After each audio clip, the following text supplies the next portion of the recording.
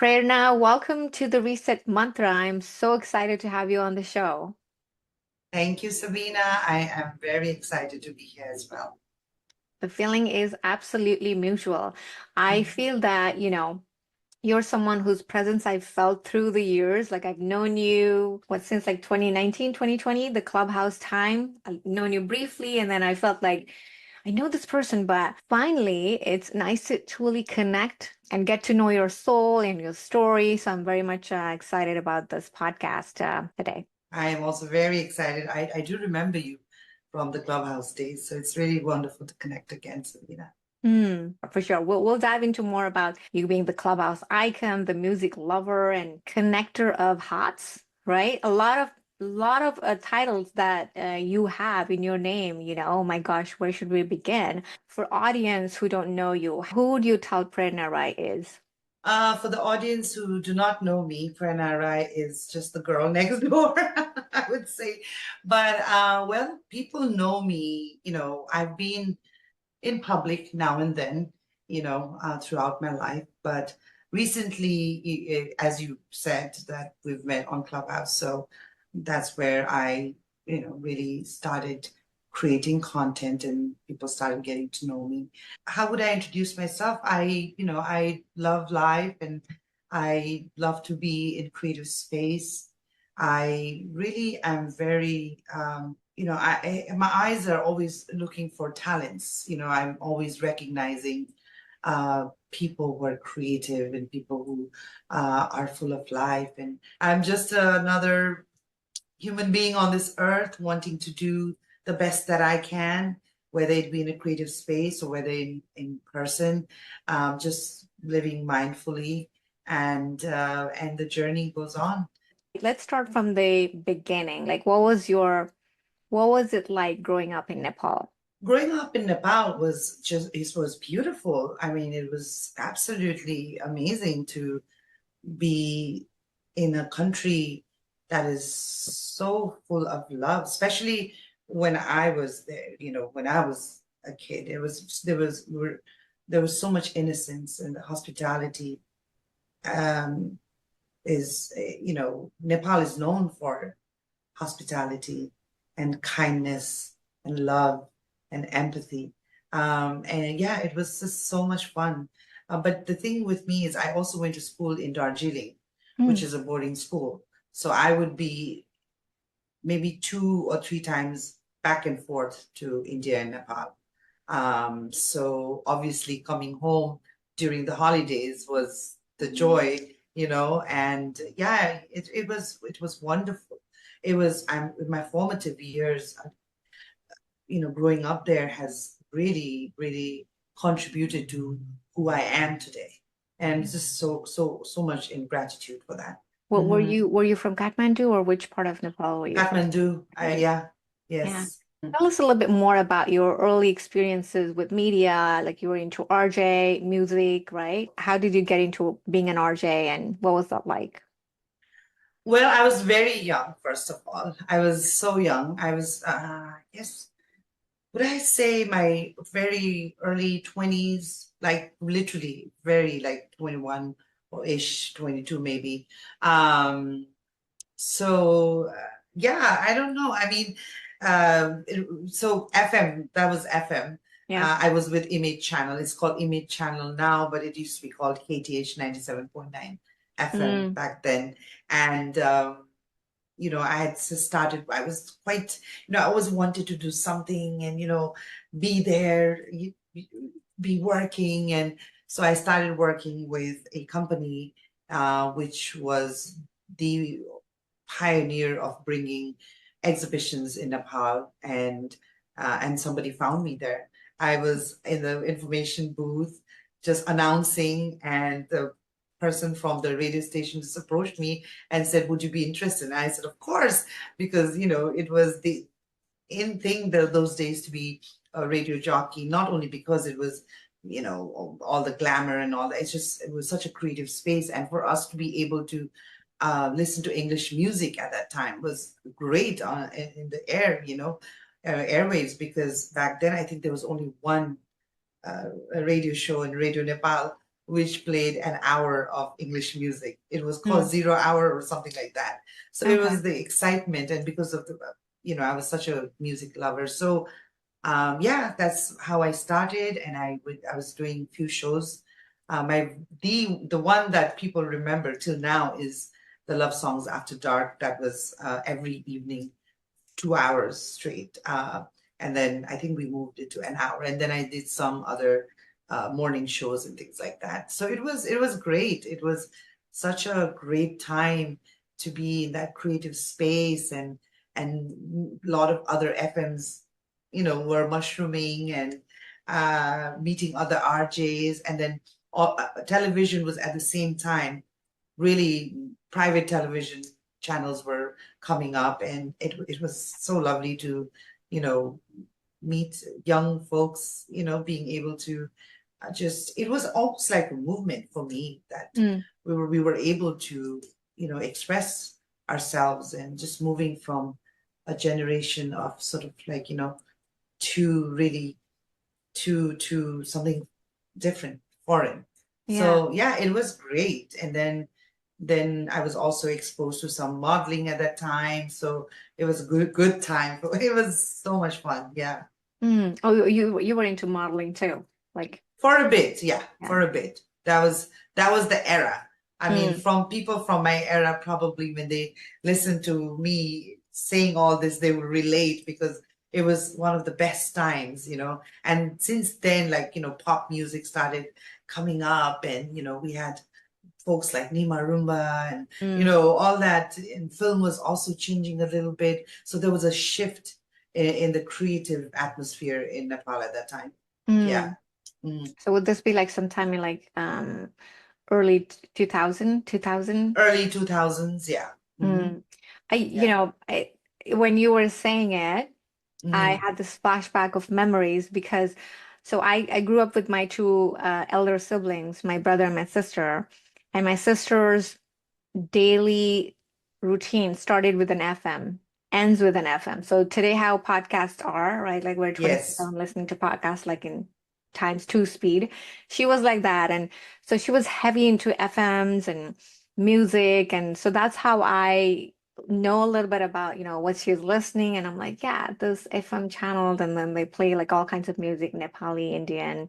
Hmm. So I indirectly become an FM listener Okay. as well. So that's the Yes. really nostalgic memory from back home. But yeah, I love FMs. Absolutely. It was there was a craze at the time to listen to FM, and also because it was live. It Yeah. wasn't recorded. It was live. We were on air live.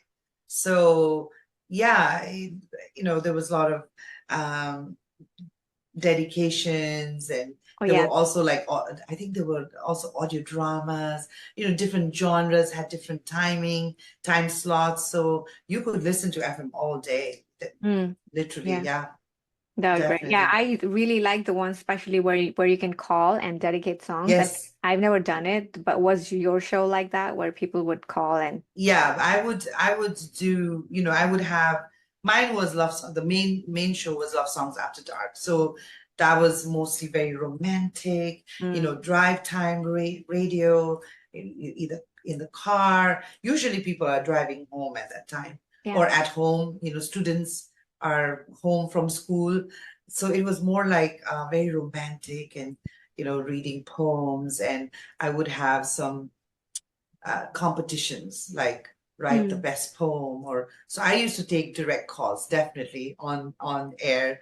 And I had prizes at the end of the um end of the show. And sometimes I used to bring the guest in the studio. Yeah, it was beautiful. I had so many letters coming from fans. I still have it, like, because they loved it so much, because it was, especially if you're young and you're listening to all this lovey-dovey, romantic show. Um, yeah, it was, I have great memories. The funny thing is, I have to share this with you. I just remembered. Um, I was on Clubhouse doing my hosting my shows there, and and there was an influx of Nepalese who had just joined Clubhouse. So when I would be talking, and they would be like, "Are you Prayerna? Are you the Prayerna?" And I was like, "Yeah." They would recognize me still after these many years from my voice. And two or three of them said, "I even came to your studio," and they were so excited. And then two of them ended up becoming RJs themselves. So they said, like, you inspired me to get on radio. So Oh, that's really nice. yeah, Wow. that felt Wow. really good. That felt really good. Yeah. Hmm. Mm. Well, talking about Clubhouse, right? I want to get to that in a moment. Could you share about your experience when you moved to USA? How was it like the beginning days for you? Wow, it was very interesting because I was so young, and I've always been a very fun-loving person, I would love to go out in Nepal in town. All my friends know that. A lot of, like, go to live music and all that stuff. So I was looking forward to that a lot as well.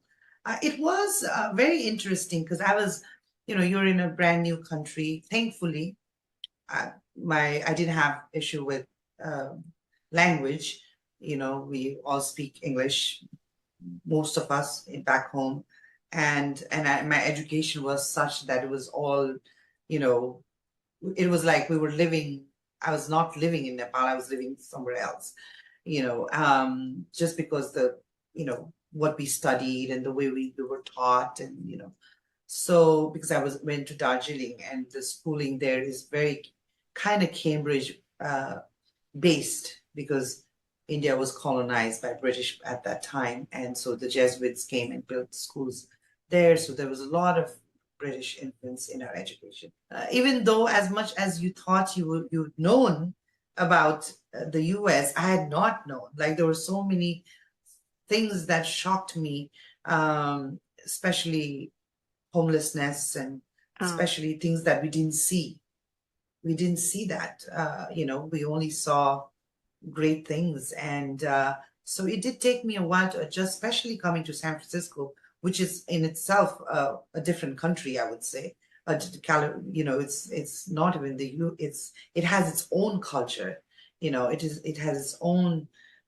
So to adjust, it's like a double adjustment, right? Like a new country, but also a new culture that is not similar in other parts of America, because Mm. San Francisco in the Bay Area is a little, I would say every city state may have their own subcultures, but I think San Francisco really does stand out. So Mm. yeah, it took me a while to sort of adjust and make friends, and finish college and start working. Yeah. It was definitely a lot. So was Yeah. it like so you directly came to like San Francisco and you've been here Straight like to the San whole time? Francisco. Oh wow. Mhm. Okay. Wow. The whole time. The whole time. Wow. You Yeah, never I grew. like moved to another state back and forth like that. No. Mm-mm. Mm. So you were selected as a Clubhouse icon Mhm. 2022. Tell us how that happened and the time you were nominated as an icon and Yeah. When I was on the app, it was mostly because of the passion for, just having had radio shows. I love hosting shows, and obviously music, and it just organically happened, so that I've been doing this Tuesday International Jam session every Tuesday, which is just, it is outwardly. I have musicians from all around the world who Mhm. come in, and we jam. Basically, it's improvisation live, which is a very difficult thing to do on an audio app. So I was doing that. I hosted other, in the beginning, I was catering to a lot of the Himalayan region uh, listeners, right? So I would bring up topics of things that we is necessary to talk about.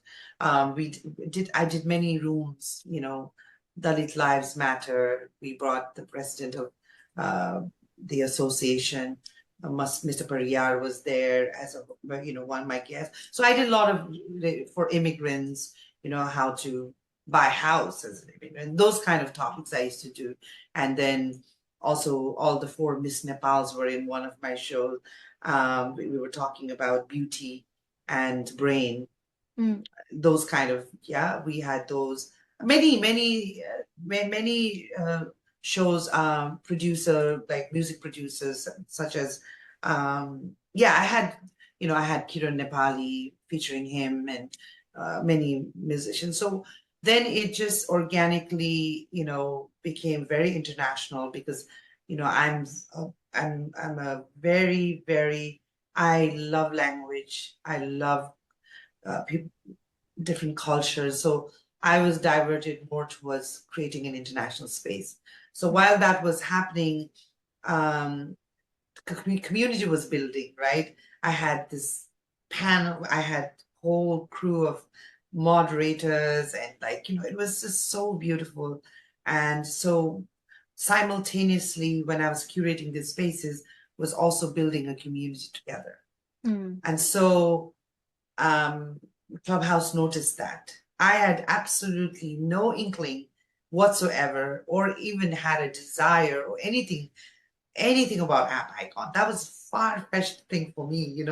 It was such a big deal back then to be an App Icon. Yeah. So, and they contacted me. And I think one of the rooms that really impressed them was, I have one of my friends, who is an amazing musician, friend from the app, but I've also met John Leon Lewis, who's in the East Coast. So he's always there. And he's extremely talented. He's a conductor, he's a pianist, he's a vocalist. So he fell sick all of a sudden. And I obviously I just admire and love him so much. And I was like, oh my gosh, like I need to do something for him. So I opened a room which went on for a week or so, where I was just playing mantras and chanting music for him to listen while he was in the hospital. Oh, wow. And Okay. yes, so those rooms kept going on, and people would come and wish him, and he would be sleeping and listening. And every time he needed the music, every time he needed to, we were all praying and just playing chants and mantras, mostly Sanskrit, the ones that I know. And then by the end of the week, we would talk to his nurses live, from the Oh, wow. hospital. And then by the end of his hospital, staying, once he recovered so well that he started singing from his hospital bed. Oh, wow. So that was like, for us, like for the community, it was just so powerful to be able to do this on an audio app, to be able to still show kindness or feel kindness from an audio app. You're not in person. And it was a very powerful moment for us as a community. And I think maybe Clubhouse also had seen that. And then sorry, my answer is getting so long. Then they contacted me, saying, hey, we're doing a case study. We'd like to know who your favorite people are and what do you do. And still, I had no idea that they were thinking of that icon. And I was answering all the questions. And also, I was hosting a room from the headquarters for Clubhouse. I was hosting room on Sundays, every Sunday for maybe a year and a half, with the founder of the app, Paul, and the community leader Joe, and everyone. So yeah, they then announced, like, we've selected you as an app icon. So they Mm. flew me to LA. They wanted a picture with community, kind of, because I was given the app icon mostly because of the community building that they Mm. noticed. And I'm big on that. And so they contacted my friends, and many of them weren't available. One of them was available, AJ, who was also in the picture in the background. So that's how the whole thing happened. And It definitely is such a achievement, right? To be a Clubhouse icon, to be recognized for a lot of contribution from what I hear, like to heal through music. I mean, that's just really powerful. I had no idea about the impact of Clubhouse, but I feel it sounds like from what you shared, depending upon what your how passionate you are and what your vision is, right? You can use this Yes. for to reach to people's hearts. Has your life changed after being a Clubhouse icon? Not really.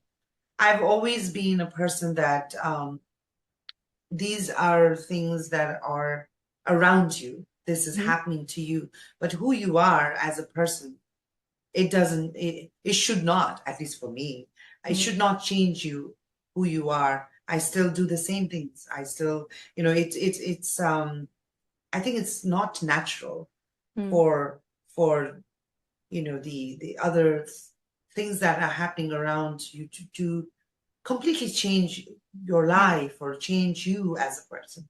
At the core, you still remain. At the core, I'm still the same person that I've always been, the 21-year-old or 20-year-old RJ who used to run the show. I'm still the same.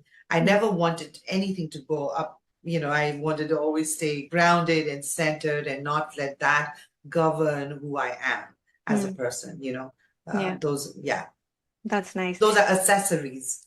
Yeah, I love how you put it. How Nepali are you after having lived in US for 25 years? I am very Nepali at heart, but that also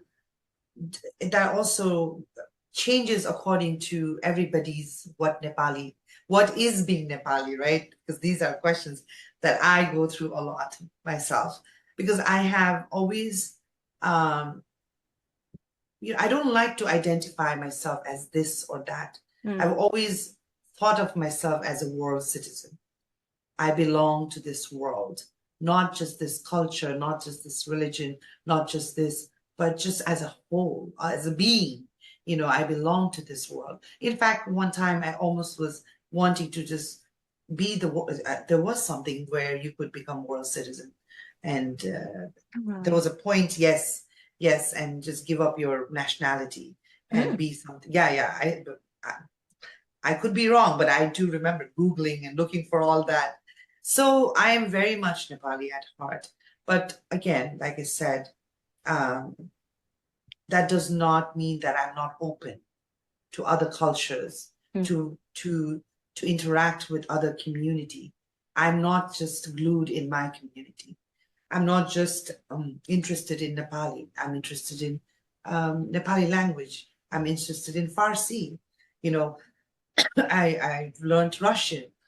So then for certain Nepalese, that might look like you're not very Nepali because you're not wearing Nepali costumes, your dresses, you're not speaking in certain way, you're not doing certain rituals, mm. especially the rituals, right? I don't do those. Um, so if that makes me non-Nepali, for someone else, it probably will. But I'm very much, my core is obviously, you know, yeah, I'm Nepali at Nepali. heart.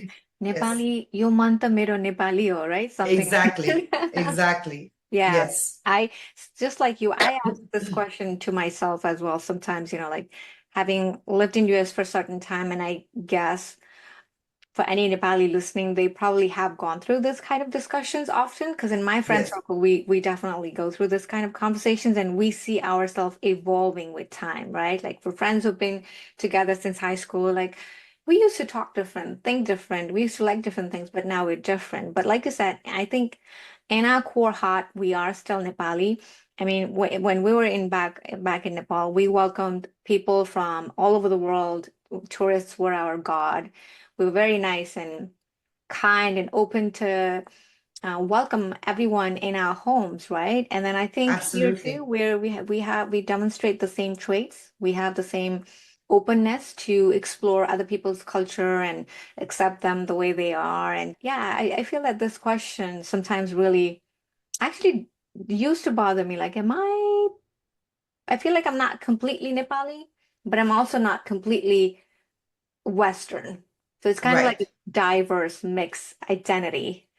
I've right. definitely gone through that identity crisis phase. Yes. Um, and I would like to believe I've arrived in a much clearer space. I think a lot of us go through this Mm, question because also you are expected to be certain way. If Yeah. you are of Nepali, you're expected to be certain way. And there's always this tug of war, right? Like within you. Well, I have always been very comfortable that like doing what my being feels that it is okay or not okay, right? Thankfully, I was very strong that way. Like I wouldn't let expectations, also because I grew up, my parents are not that orthodox. They're quite liberal, So I wasn't always said, you have to wear sari or you have to wear kurta, you have to get married at 22 years old, But these are the expectations of being Nepali. And when you're not doing these things, you are, you know, they say, what kind of a Nepali are you? In Nepali, they say, Kosto hali Nepali ho? Like these things, and it bothers me, but we shape as you said, like we are evolving. We're not just Nepali, we are human beings. Mm-hmm. We have a journey, we evolve, and it is very important, I think, to evolve and not just again each their own, but for me it's like you cannot put yourself in just that mold. Yeah, Then into you're a not you're box. not growing. You're Mm-hmm. not growing, like you're not learning other people's languages or culture or art. Mm-hmm. I've always been into fusion. I love anything that has two genres mingling, Mm-hmm. East meets West. I've done many shows back in the days as well, in similar like exhibition wise, bringing hip hop, but also having classical music in the same venue. I because that there has to be a bridge between these two, Mm-hmm. right? Between anything that is polarized, there's got to be a bridge, and that's what creates art. That's what creates unique experiences when we Mm-hmm. step out of the comfort zone and not just keep following the structured way of thinking or living or creating so yeah. I love Mm, that concept of not staying inside the box, but being open to, and experiences mm, and just evolving as a human being, right? Yeah, yeah. yes. There's no limit. We are Mm, limitless. All right, Prerna. So I have a very impromptu question for you. So mm. let's pretend you had a mic to speak to every immigrant woman who feels lost in their life at any given point. What would you tell them? Yeah, I would say that you're already here wherever you are, right? You took that big step already, and and stay with that. It can be overwhelming sometimes. It can be, you don't have to lose yourself, your identity, your belief system, your core, to adjust to the new culture, to to assimilate, right? And I would say, like, networking is really important, knowing people, engaging, joining communities, and and the other thing is, like, be kind to yourself. Mm, Like, be kind to yourself, have compassion. Don't be too hard on yourself, because now it's a completely new journey. It's definitely a life-changing experience to come to to go to another country and start a new life from scratch. And that will really require a lot of self-compassion and patience, because it's not going to happen overnight. You have to change jobs. You have to start from scratch, and also finding a tribe, mm, building. That is very important to curate.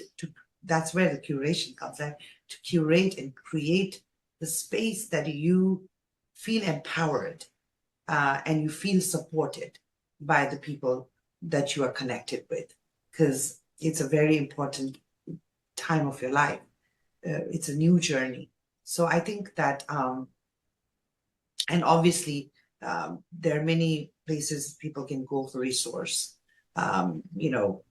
information. There are a lot of centers and all of that. So we have a great community here in the Bay Area with my friends, and we're always there to if anybody needs any help, Mm. we're there. So yeah, those Yeah. are a few things that I would like to say so much, but those are a few things that I would really like to tell Right. someone who's just migrated.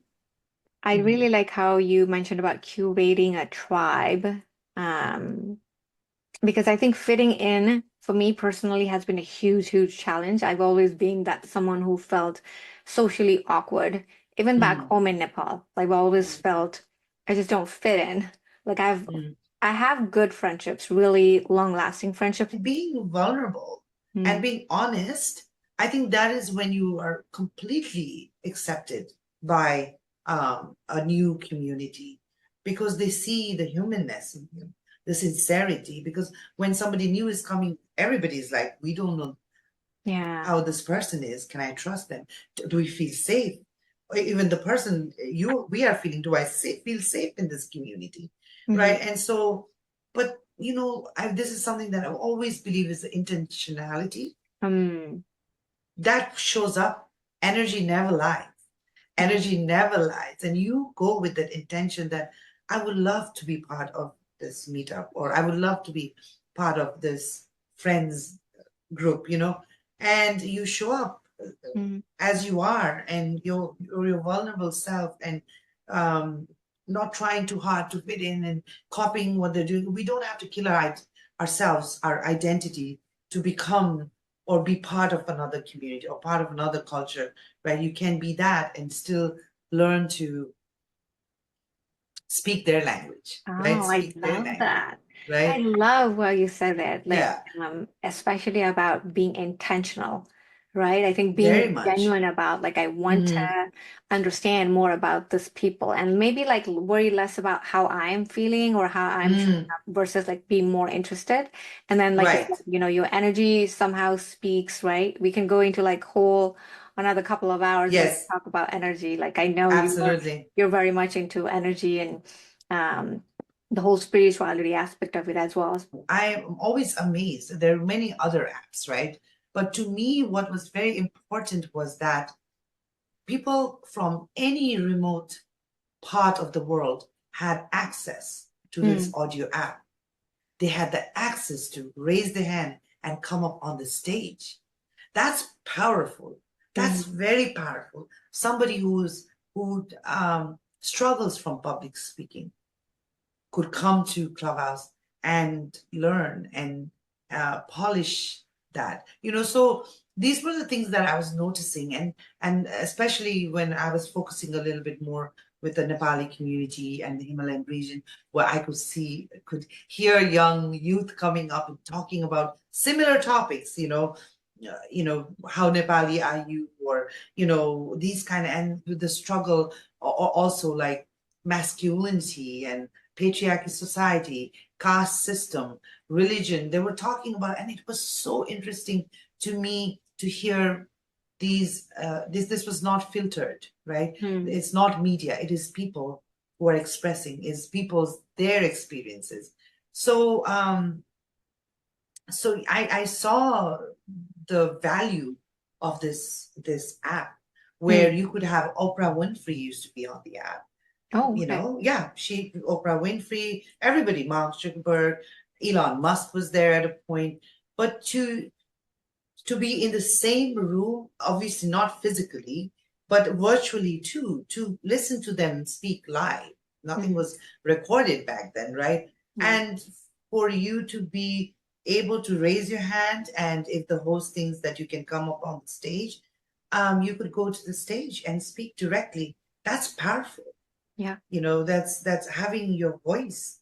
And these are the things that I noticed early on, and I thought, wow, like somebody from Dolpa, Mm, a kid from Dolpa can come and talk to somebody from Kathmandu, where some of the folks from Dolpa has never been to Kathmandu, and listen to their experience and exchange, language exchange, culture exchange, mentorship. Like there's so much that could happen on the app. And again, there's another artist side as well of things where people were launching their albums there, and so yeah, these were the things that really nice. it's like intentionality. I was there with I knew what I wanted to do.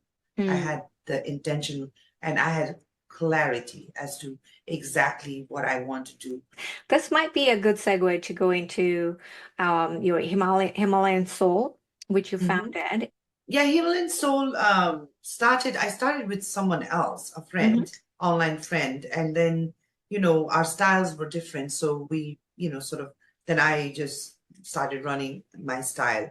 And basically, it was, I know the name sounds very like, soul and, but I really wanted to speak to the Himalayan soul, really, the people, So the name became Himalayan Soul. And then obviously now it is, it's always been an international club. So I have people joining from all around the world. Mm. Um, So it's a club. It's so a club, name of a it's a club that you house founded. now. Yeah, Okay. yeah. It's the Mhm. name of it used to be called club. Now it's called a house. So Oh, I just reached 30,000 members now. oh wow. Recently. In Yeah. Himalayan soul. Yes. So I have Wow. 30,000 members now, which again was all very organically. I wasn't promoting. I wasn't, you know, it just happened very, very organically. And I feel thrilled. Like there are 30,000 and the members are just beautiful souls and they love the rooms that I curate and also I have to tell you this though. When we talked about the clubhouse icon, it wasn't just me, it was our community that became the icon. I have to say this to all the beautiful people who have supported and always there. We had a very good panel of moderators always. So Mm. it was the joy of like they felt when I became the icon, it was like them becoming an icon. Everybody, like I had so many interviews in that month, like every day I had interviews in different clubs, houses, people asking me like how, because I said I'm the underdog, how am I the icon, and so yeah, so that's how I started Himalayan Soul. But I do going to the spiritual side of things, that yes, I have always been into spirituality from a very young age.